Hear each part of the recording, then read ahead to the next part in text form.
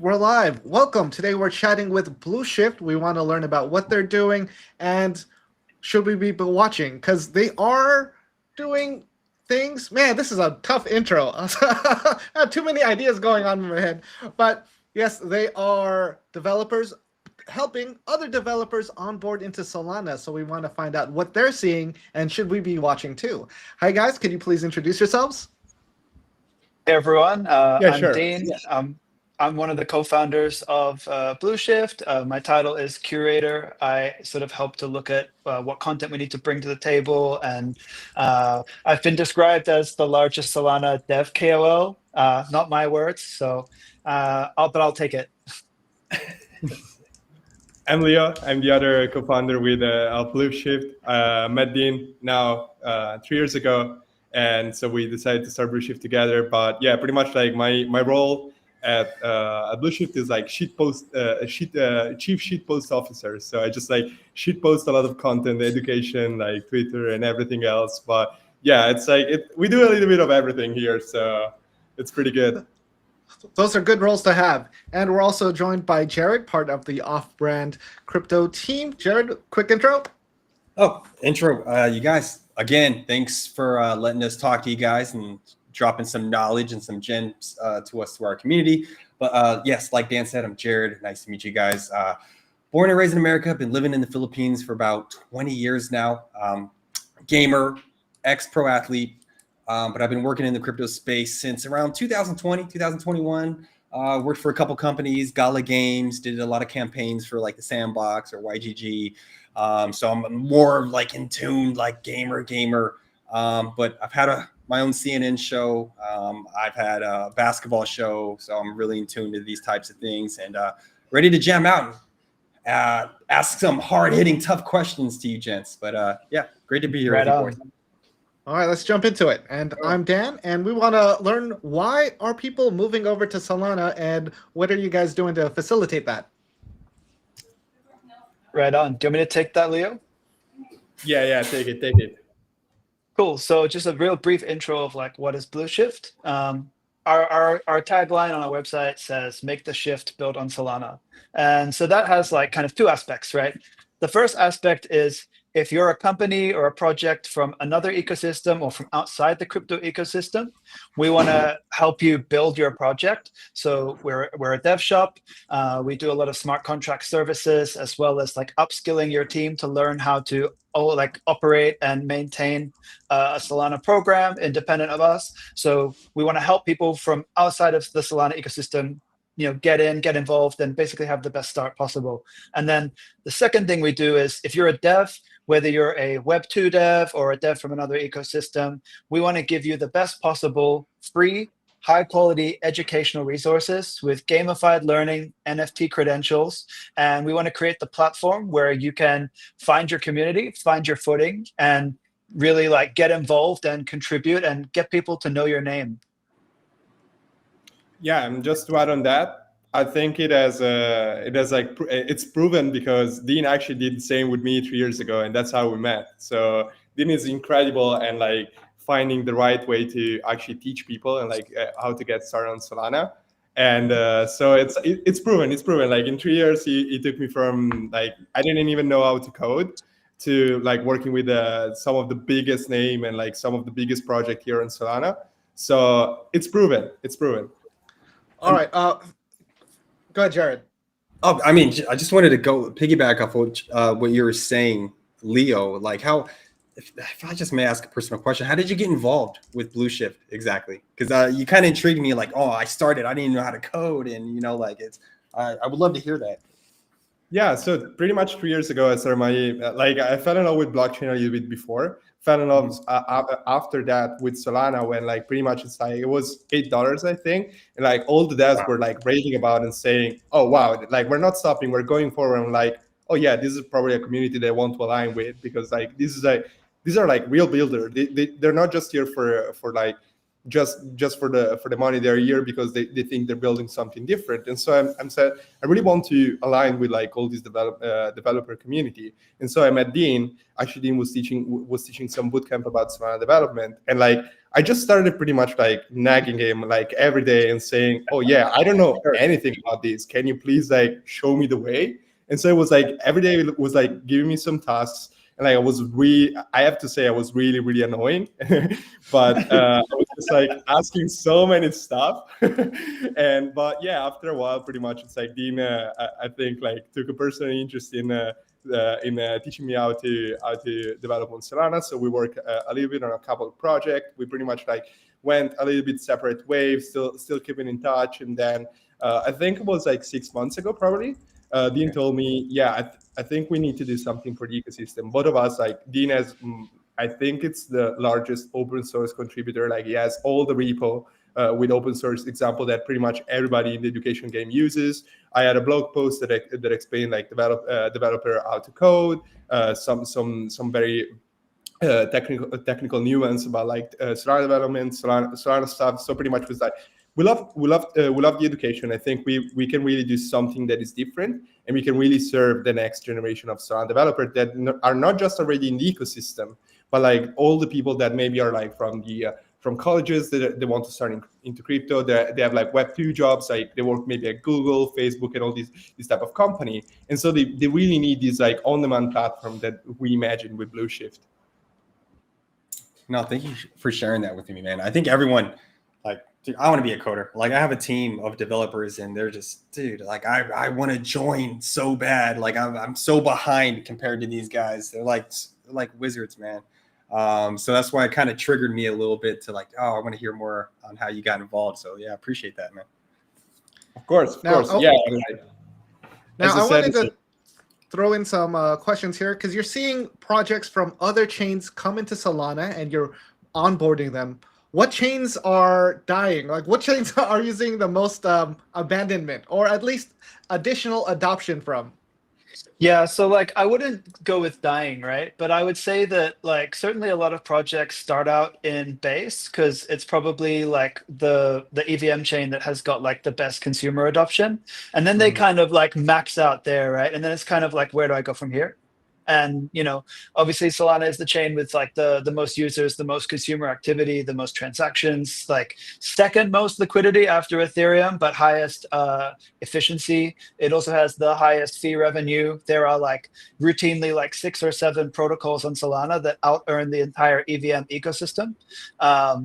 So it's the place where like if you really want to build something that scales and you have mass appeal, it's like where you need to be. So I wouldn't say that like we're trying to kill other ecosystems or anything. It's not like that. It's more like once you've maxed out in another ecosystem, how else are you going to like attract more users and get more people, get more eyes on your project? Like Solana is an absolute like no-brainer. Like that's where you have to be, especially in this cycle.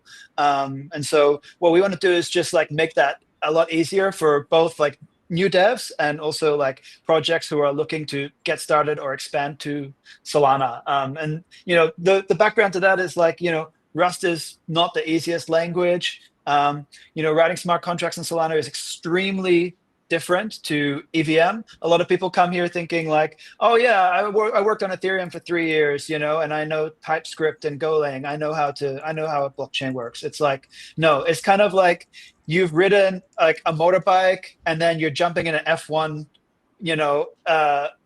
so you're jumping in like an F1 car and you're like, why doesn't it work exactly the same way? And it's like the different machines for different uses. So that's kind of what we like really try to do is like get people like started up as quickly as possible and then help them to become sort of self-sufficient and sustainable and just go and kill it. Dean, if I can like expound on what you're just saying, when you said people are maxing out as you will, like coming out of base, I'm really curious, like what type of projects you guys usually see that have the most success, when it comes to Solana? Yeah, I would say that the best ones, I would say probably like Launchpad stuff, SocialFi, and AI stuff. So AI. like, yeah. So like, like a lot of people do like those kind of projects on other chains, and like Base is kind of cool because it's got like the Coinbase integration. You can like use it for like I think like buying stuff. Like I think they have some like pretty good APIs, and they're like moving forward on the like the payment standard and stuff like that. But it's just simply like if it's a numbers game, Solana just like does better numbers. And so yeah, like any like put it this way, we really want like good consumer apps in blockchain in general, because like we want our industry to be taken seriously, and we want people to look at this as like this is an industry that solves real problems, and it's not just speculation. Like obviously we can't stop people from speculating, and we don't want to, but it's like if it's just speculation, that's kind of sad, right? It's this revolutionary technology, and we want to see it like change lives and improve people's lives. And so anything that's useful on another chain is also going to be useful on Solana.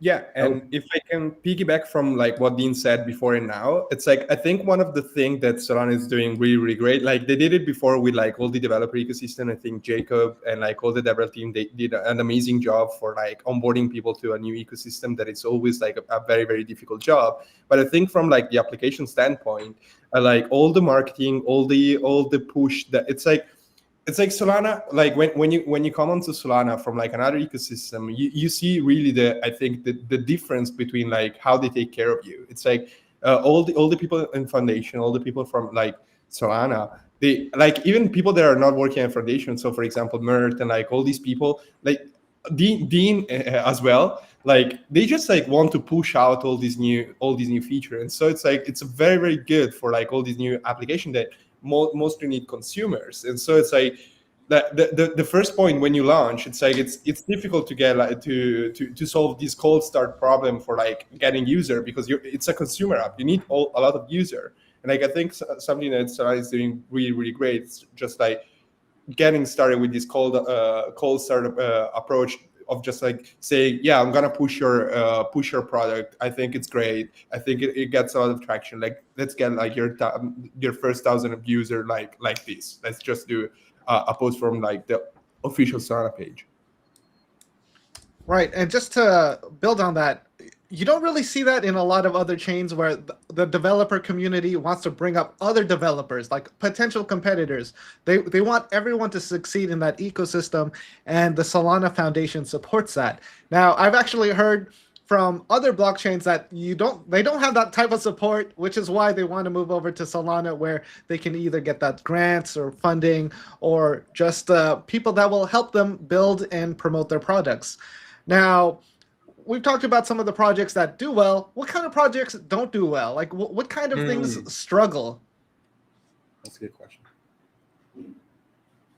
Dean, do you? Yeah, I'll take that. So I think so let's start by saying that I think all the projects have a one shot of doing good. But I think what a lot of people miss is just like the build alone. So it's like most like this is like a very Web 2 I think mindset. And so it's like, oh yeah, I'm building my application. It's just like I'm using everything like in-house. I'm using everything from scratch. And it's just like I think it's like this creates a lot of friction in general, but like it creates a lot of like time of development. But not only that, it creates like having to search for like the first 1,000 of users that we were talking about before. But like the cool thing about blockchain is that it's a permissionless API. So just like it doesn't make any sense for like people to build products that are like don't rely on any third-party integration, because it's like first of all, by using third-party integration, you already have like all those users that are using the main product that might be interested in switching up to your product as well, because like it does something better. But at the same time, it's like once you create this horizontal line of people just like starting to integrate each other, it's like you can get integrated into another protocol. And so now it's just like you're not just focusing on driving the user from your own protocol, but it's like you're getting all the users that are coming from like the other protocol as well into your protocol. So I think this is like the main like a product that doesn't do good, I think struggle a lot on like the integration side. And it's like if you're really vertically and horizontally integrating into the ecosystem, I think it's like it's a no-brainer for you to just like grow it and like test your product and like refine and actually make it a beautiful product. I also have a really good answer that I just thought of while Leo was buying me some time. So there's a lot of projects out there that they just kind of like go around like grant hopping from chain to chain, where they're Yes. like, they're like, Yes. oh, well, Base offered us this much, so Solana Foundation should offer us this much, or, Mhm. Near offered us this much. And then they Yeah. go and try to like play the foundations off against each other. Like that approach will never work on Solana. Like we just don't do that. It's like one thing that I think is like different about Solana Foundation is like they don't just go and like blow money on projects just to like get vanity metrics. They more so look at like how is this likely to help or impact the ecosystem in a good way, and does it have some kind of like public good sort of what would you say, perspective to it. And so what that means is that they actually like fund a lot of like infrastructure, tooling, and like useful things, rather than just like giving people a bunch of money to go and just like migrate their project from chain to chain to chain. So people with that mindset, you'll never do well in Solana. The second thing is, because this is like not really like type of business, because Leo said like any kind of project has a shot, right? The second one is the type of people who they don't take user feedback. So like you have to understand that like if you build on, there's how many like hundreds of blockchains now, right? If you build on a blockchain other than Solana, maybe you could also do pretty well on like Base or a couple of other chains, right? But like if you build on a blockchain other than Solana, your user adoption is like way, way, way lower. And it's like way harder for you to like have a chance of success if your total addressable market is smaller, right? But on Solana, you've got like on a bad day, at least, 10, 30, maybe 100,000 people lining up to give you money, right? And all you have to do is figure out like, what do the people want me to do for them to give me the money, right? And so if you are the sort of person who's really good at like understanding what people want, taking feedback, iterating, making your product better over time, then that's actually going to bode really well for you in this ecosystem, because people are really reactive. And whenever you like make small changes and stuff, like people notice. And there's a lot of products who kill it from day one, and there's also a lot of products who grind for a couple of months and then they finally hit their stride. And like both are valid paths to success. Awesome. Yeah, that just says a lot about the builder culture on Solana that we don't really see on a lot of other chains. So since we're chatting here, what are some of the protocols that you've helped onboard that you want to shine a light on? I know you got to pick your favorite kid. That's the situation I'm putting you guys on. Just a couple kids you can pick. I mean, I would say my favorite has got to be Virtuals. That's massive. Yeah. Yeah. So like we did the Solana integration for Virtuals, and they were just like super great to work with. We like they didn't know a whole lot about Solana, they didn't know Rust, whatever, right? But they worked with us. We implemented their protocol on Solana, and we spent about like 2 weeks or so like teaching their devs like, hey, here's how this works, etc. Gave them all the tests, gave them scripts, and then they did their own integration on the front end, right, to sort of make sure that they had like understood how it works. And so I think like Virtuals is like super great. They're a really professional team. They work really hard. They keep trying new things. And I think that that's the sort of like mindset that you need to have, because the attention in this space changes in an instant. So you need to kind of constantly be reevaluating. And so, I really enjoyed working with them. And shout out to Virtuals. Yeah. Sorry, man. I was You got pumping one? my fist because I'm a Virtuals guy. So I was. Right I know on. there's something about you. I like you a lot, my man. So, Yeah. But if I may ask, because I know the virtual team, who are you speaking to? Are you speaking to Yuji or who else is there on there? Who you guys were talking to on there? Ran out of names, huh? Ran out of names. Oh, maybe you can't say names. You don't have to say any names. Let's just leave it as that. But no, man, I'm a big Virtuals guy, so that's really cool to hear that from you guys. So that's awesome, man. Really cool stuff. I mean, we were speaking a little bit. I understand Solana strength in numbers, and you made a great point about some of these projects just hopping from chain to chain, getting grants and whatnot. And what you guys have built and what you guys have, it's really unique, and I think you guys have something special. And I'm kind of curious in the back of my head already. Are you guys even competing with anyone? Like, who are your competitors right now? I mean, So, yeah, have any? you take Right? it, Leo. Yeah. I think it's like, so we are not really focused on like there definitely are some competitor, but it's like, Sure. I don't know, it's like I don't know if it's like the Solana mindset in general, but like how we see education in general, it's like growing the pie for everybody. So it's like, I think Yeah. like there are a lot of people that do a lot of content around education. There are a lot of people that decide to do content in a different way from us. Like, for example, I think we are probably the only program that is on demand at the moment, and there are some other boot camps and other projects that decide to do like the 6-week full on course on Solana. So it's like, but like in general, like even like between like if there was another on demand platform, I think it's like it's a lot about growing the pie, because it's like we really focus on like doing the education with our own voice. And so it's like, I think it's like the way that we do our education is like very, very peculiar. Like you can probably like if our content was like on another website, probably you would say, oh yeah, this is like the Blueshift content, because like we really, really focus on like trying to set up a tone and like trying to do education in a way that we like and in a way that we understand. And I think this is something that we mastered like in the last 3 years. And so this is probably like our very, very unique selling points. And I think the other one is that we are both really, really in depth with like a lot of the developer ecosystem. So we can really hear directly from the people and say, what are you struggling on? And so it's just like refining a weekend or like in a week, just like a new course just for them to help like the next 1,000 of people just like getting on board on our platform. Like, and I would say that we're not really trying to compete. I mean, this whole thing, right? How it works right now is we have a dev shop, we take on projects, we make money, we take that money, we use it to fund education. So we're actually self-funding all of this up until this point. It's incredible. Right? Yeah. So it's a labor of love. It's something that we're passionate about. We want the ecosystem to basically like our take is like, we're the best devs on this chain. We want everyone else to be the best devs on this chain. We want to grow this thing, 100x, 1000x, and we want to be the best place for people to come and learn that. Execution is our moat.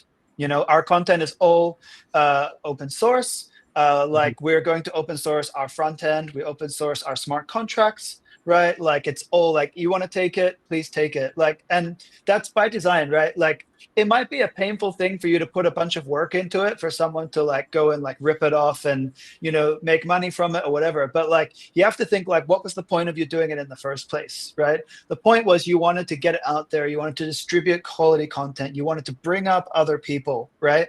And the thing is like, when you're that kind of person and that's what you really want to do and that's what you're about, everybody is going to notice that, right?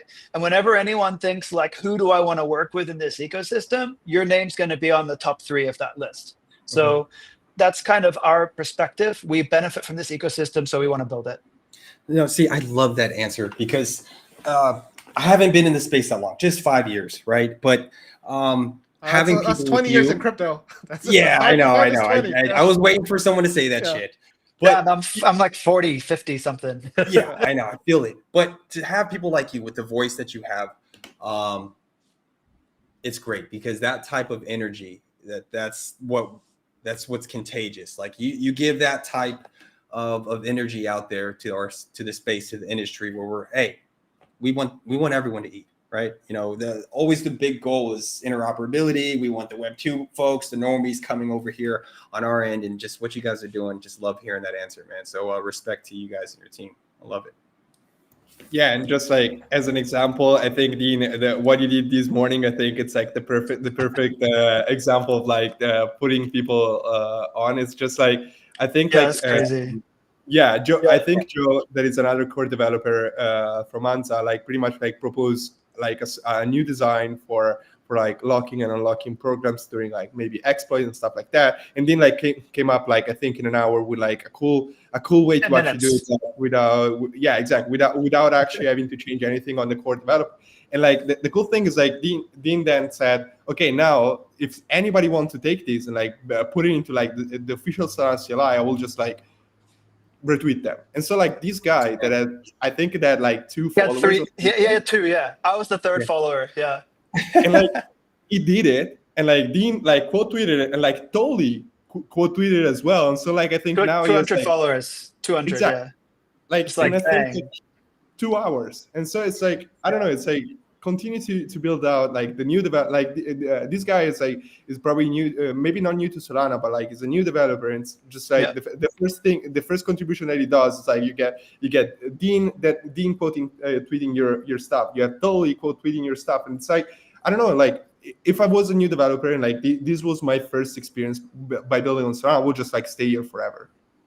See, that's why you guys are successful, man. So like, I'm a big sports guy, so big sports background of teamwork and just having leaders that are being like a service to others. And me and Dan were speaking a little bit about this together off record, but just being a service to others as a leader carries so much volume on the back end. Maybe not right away, call it what you want, delayed gratification, but just with that energy that you guys have, man, like that's the secret sauce, man. It seems like you guys already got it figured out. So, man, amazing stuff.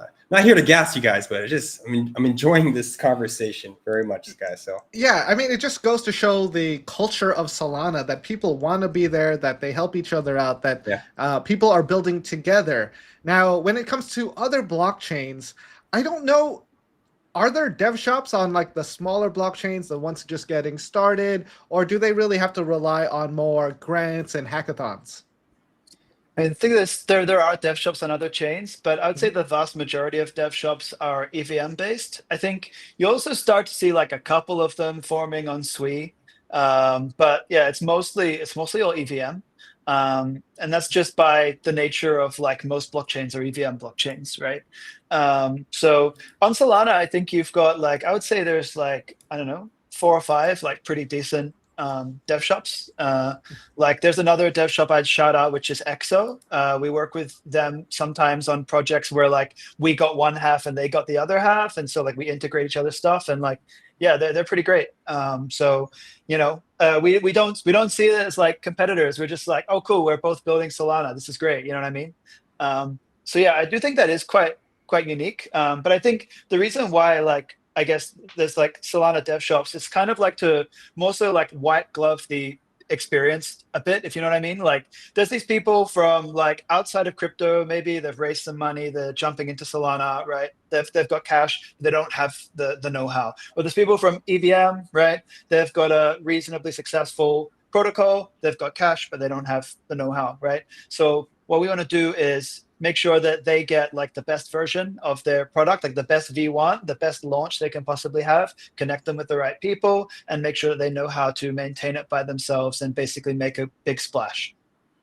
Yeah, and I guess like one other very big difference is that on Solana you have to move fast, and like I think it's like it's very very hard to even just like I think you can become like really really fast like a junior developer, but then what it takes to switch from like being a junior developer or to someone that actually can deploy and like in production, I think it takes a lot of skill, a lot of times, and like a lot of know-how. And so I think that's why there are a lot of dev shops on Solana. It's because I think there are a lot of junior developers that they can take care of like a code base that was built like by a V1 of like someone very very proficient. And at the same time, it's like, yeah, I have an idea right now. I think this is gonna run. I think this is very very hot right now. I need it in 2 weeks. Like, Dean, can we say in how many days we did virtual the first time? Yeah, so like from Bree reaching out to me to like it being done, they were like, we want this done in like 3 days. So we just like pulled like 3 all-nighters and got it out. And that was during Katstamboul too. I like did it on my flight to Turkey for like the this big Jupiter conference. It's crazy. I love Yeah. it, bro. That's the stories I love hearing, bro. Cool, yeah, you need to be fast, you need to be proficient and all this stuff. And I think like at the moment, the only way that you can actually achieve that as a product that maybe as a already a lot of funding is just like by trusting a dev shop. Now, I have to ask, how many people are on your team? If you're doing all this, you're doing this in a couple of days, how many of you guys are working together on this? Yeah, so there's 4 of us who are like very like core team, and then there's about like 2 or 3 other people that we're like bringing into the mix at the moment. As I said, like we're self-funded at this point, so we are hiring with our own money. We are attracting the sort of talent that has the right motivation, and we are making sure that we can keep them incentivized. So we have to grow it sustainably. But I'm sure that like considering we've been around for like half a year in stealth mode and about 1 month in public, that like we've already seen all this success and adoption, and I'm very certain that we're going to be able to keep it rolling. So yeah, hoping to grow fast and scale up what we're doing. Yeah. Is there anything you can share? I was just going to ask, is there anything you're going to share about what's the next steps for Blueshift scaling and growing?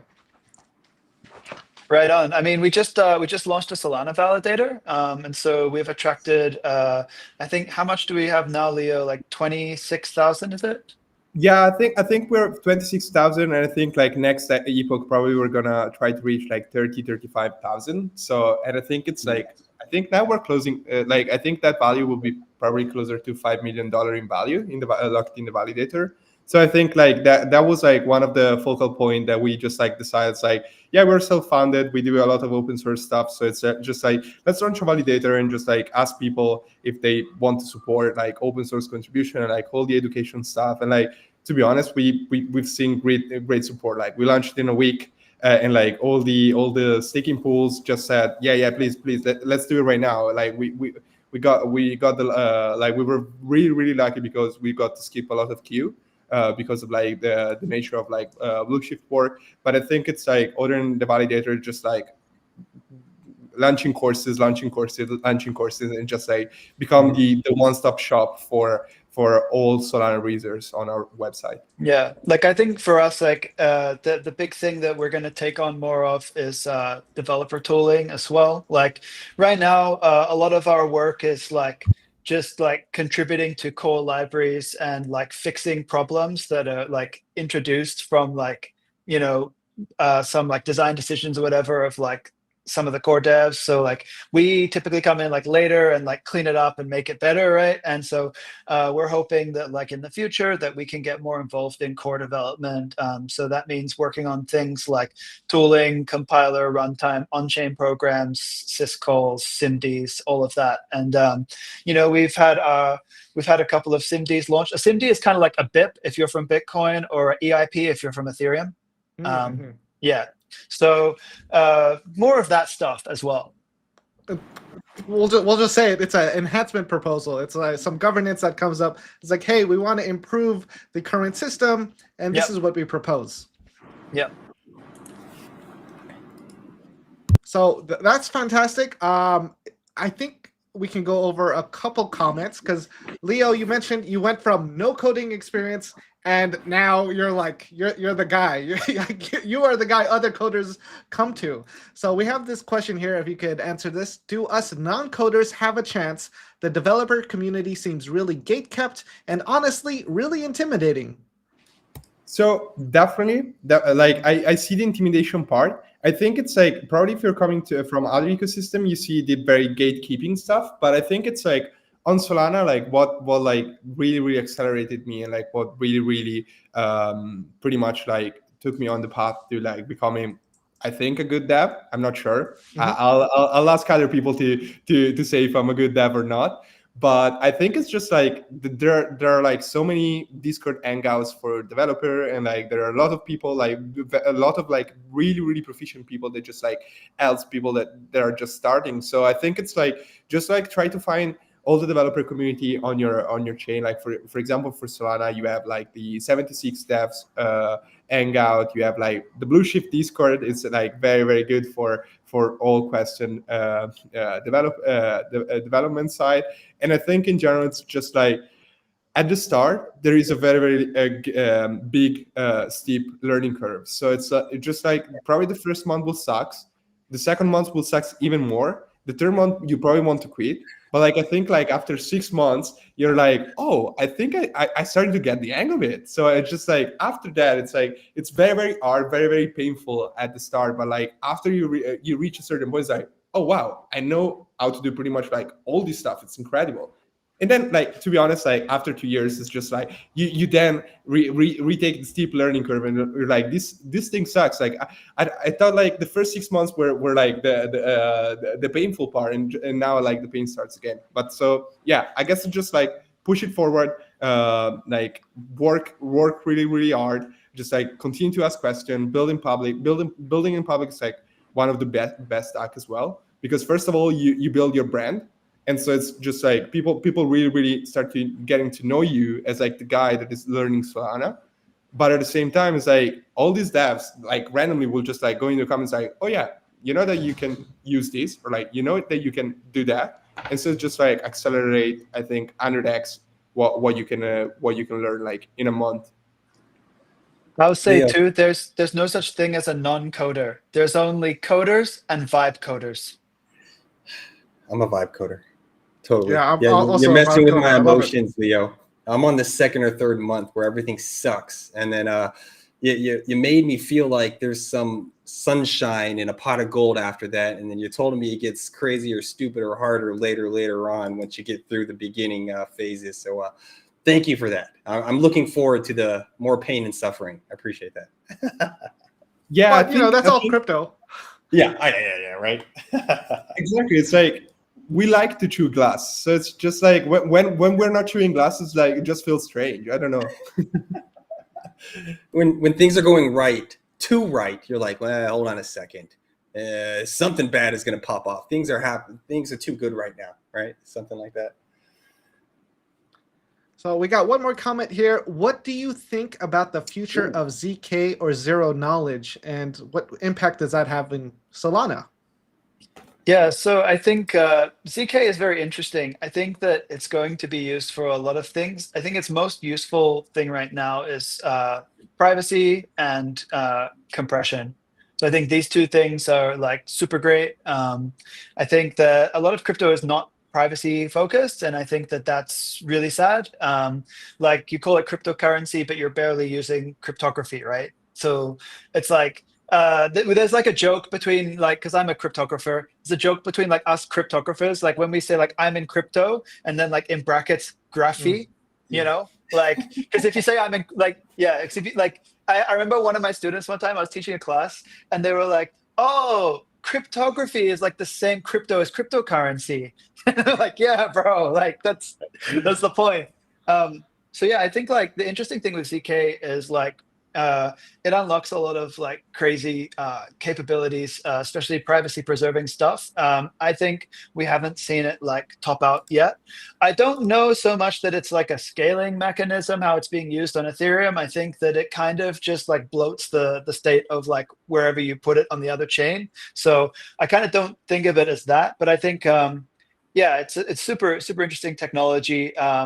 I think I would love to see it adopted more widely. In fact, like that's probably one of the next couple of courses that we're going to put out, because like right now Solana has actually got the most performant like ZK in the ecosystem. Like it's cheap compared to Ethereum or other chains, right?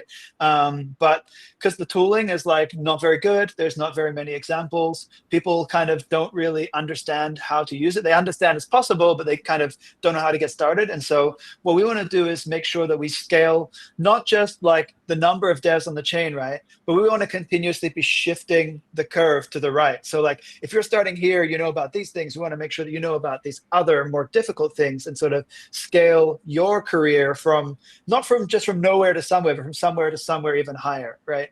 So I think ZK is like super great, super important technology for the future of cryptocurrency, human flourishing in general, freedom, right?